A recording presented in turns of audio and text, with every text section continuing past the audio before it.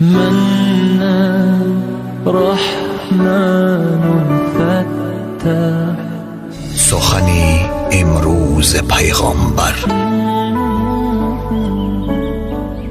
به نام خداوند بخشنده مهربان.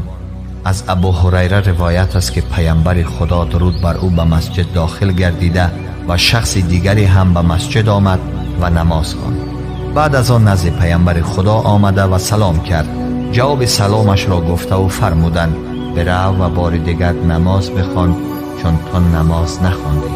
آن شخص رفت و مانند بار گذشته نماز خواند. باز پس آمد و به پیامبر خدا سلام داد. ایشان فرمودند برو و از نو نماز بخوان چون تو نماز نخواندی.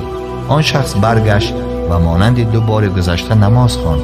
باز برگشته بر پیامبر خدا سلام داد و فرمودند برو و دوباره نماز بخوان چون تو نماز نخواندی.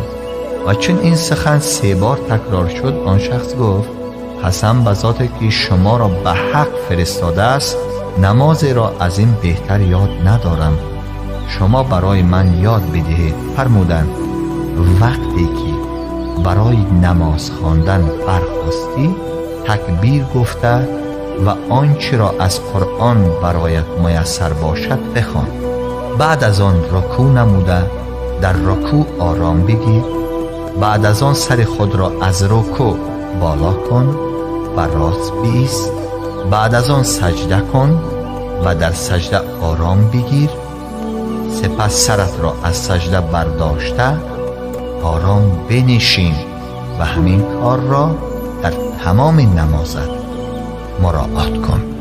يا مسلمين صلوا عليه اللهم صل على